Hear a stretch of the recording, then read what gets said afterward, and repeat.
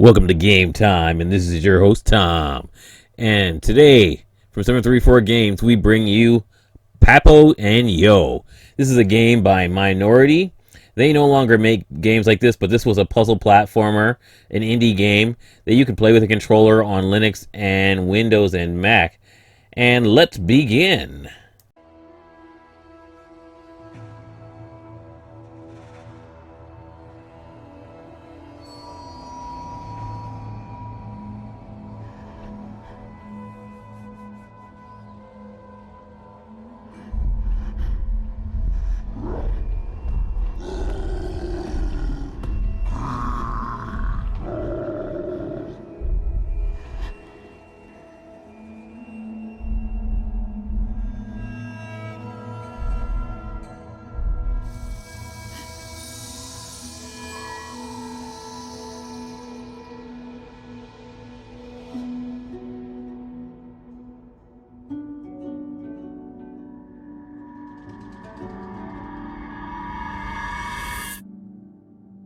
Papo and Yo is a platformer with some physics-defining puzzles or physics-defying puzzles.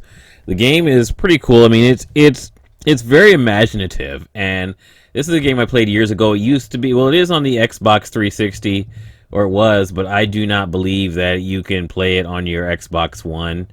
And of course, it was probably, I think it was on the PS3 as well, but you know, those versions are kind of like basically abandonware these days, on at least for this game.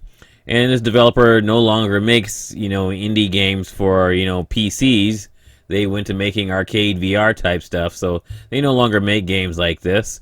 But this is a really cool game. I mean, it still runs great on Linux and it runs on Windows, and I don't know about Mac. I do not have a Mac.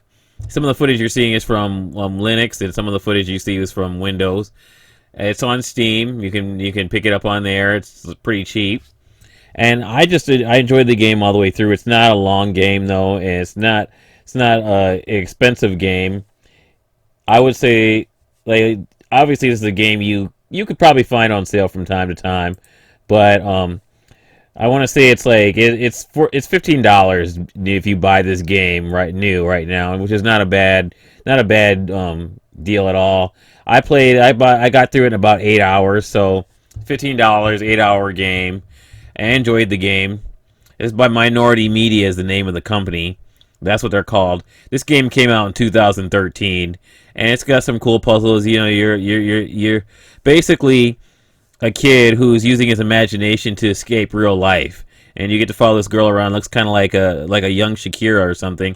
You follow around these, and you figure out how to go through all these mazes with help of a monster and some other things. It's pretty cool, and very imaginative, and I enjoyed every bit of it, all the way up to the end game. I think you will too especially if you like puzzle games. If you liked Portal and all those other type of puzzle games, this is probably a game you'll enjoy. And it's definitely a good all ages game. Like if you have a kid and you want to get them a game on Steam, then this is definitely a good game, good pick. I don't know, like I don't know if young kids even play these type of games on Steam. It's like most kids seem like they play on the Epic Game Store, Fortnite, and all the other stuff. But this is a good game for all ages, and I think any kid will probably enjoy this game. And the music is good too. They did a pretty good musical score. Not a lot of dialogue. Just a decent musical score, great sound effects, and some cool puzzles. And I have to say, I recommend this game. I played it all the way through and totally enjoyed it. It was part of my backlog. I jumped into it and I decided, yeah, I wanted to finish this game, and this is one of them. And that's pretty much it for this episode of Game Time. This is your host Tom signing off from 734 Games, where gaming is alive.